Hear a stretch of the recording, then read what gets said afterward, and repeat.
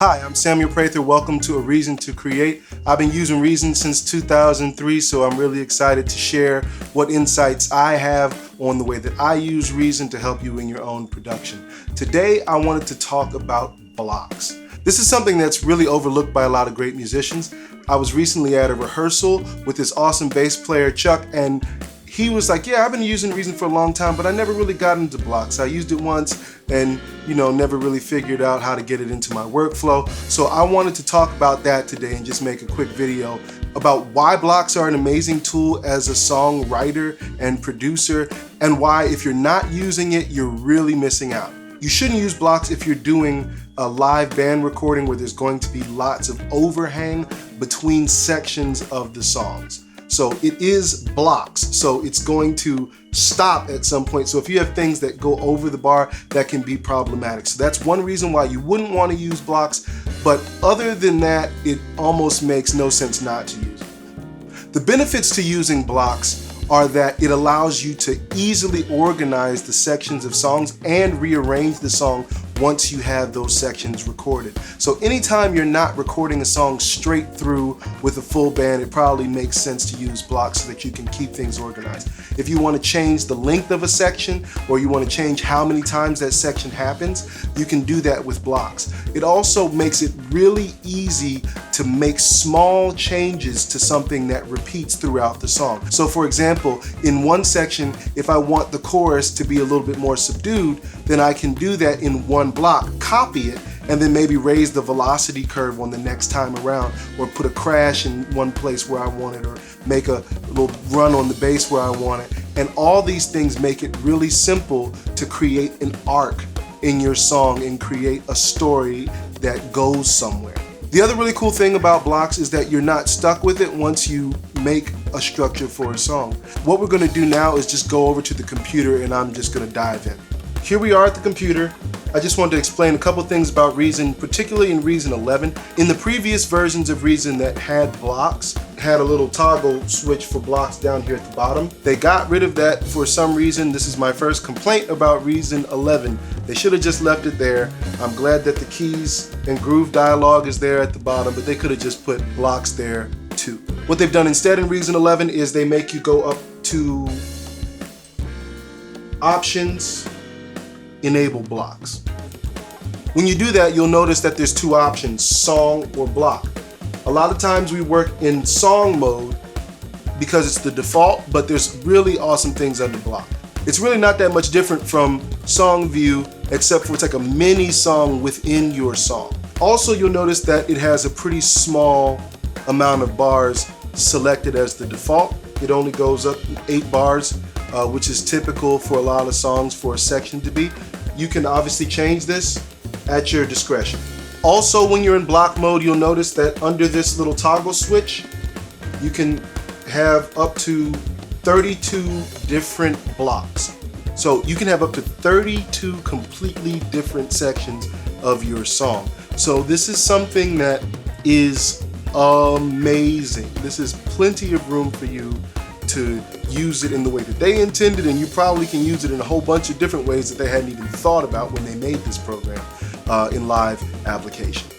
I'm a big stickler for staying organized when you produce so that you can mix quickly and master quickly. So what I'm going to do is I'm going to start labeling a couple different sections of my song. A typical pop song might consist of a chorus in the intro, right? A verse, pre-hook, another chorus that might be a little different from the first one, another verse, another pre-chorus, maybe a double chorus, a bridge, and then maybe a few choruses out. That's a typical format to hear a pop song in on the radio. So if you're at a loss for another way to put your song together, that might be a good place to start. But because blocks is so flexible on the back end, it almost doesn't even matter at this point. So like I said, I'm a big stickler for being organized. I'm going to start labeling these sections.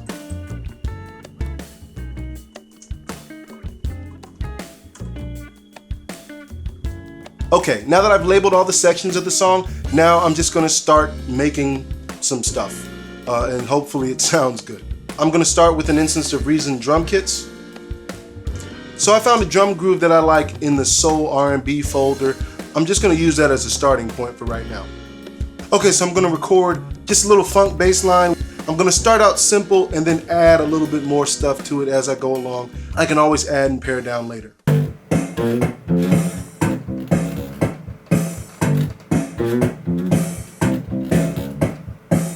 Okay, so I've recorded the bass part that I wanted for the main chorus. I want to make sure I have something different for the bridge before I go on. I'm just going to copy my drum pattern and move it over to the bridge section. And then I'm going to go down this drop down box and go to the bridge. Paste.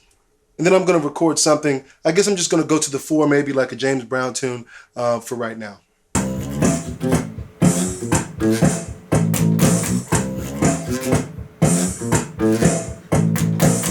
I'm going to go back to the chorus and add, I don't know, guitar.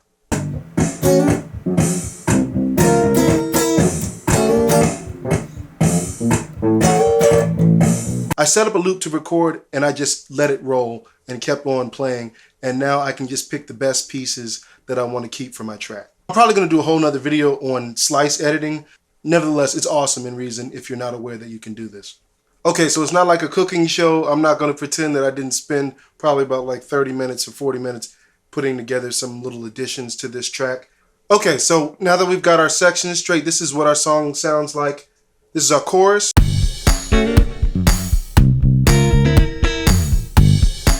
This is our verse. And this is our bridge.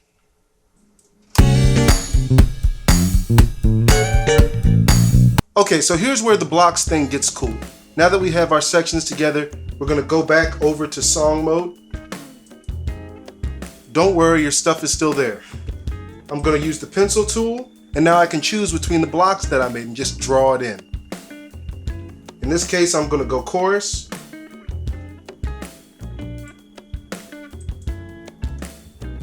Do a verse.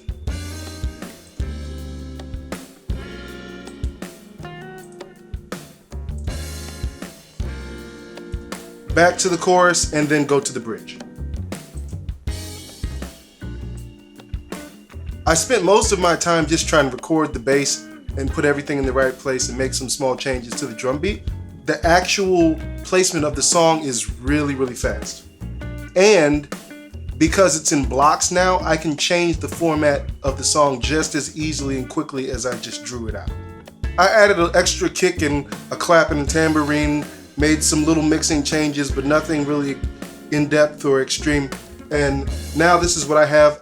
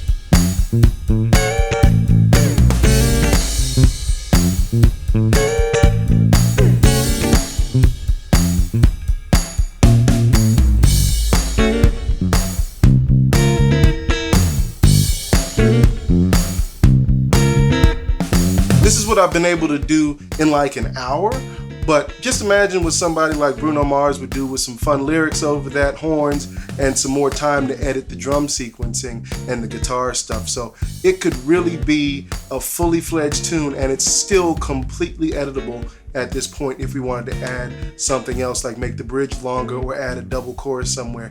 It's easy to do, and it is right there visually for you to see on the screen. And visually, it gets rid of any confusion when you're mixing or laying down vocals, so you know where the verse is, where the chorus is, and it makes it much easier to record as well.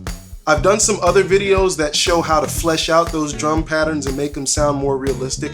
If you have time, a track like this can really come to life. If you like the way I describe things today, make sure to like and subscribe and hit the notifications bell so you know when I come out with new content. Do you use blocks? Is there a different way that you use it? Do you use it in live applications? Let me know down in the comments. Once again, I'm Samuel Prather. Thanks for checking this out. I hope I gave you a reason to create.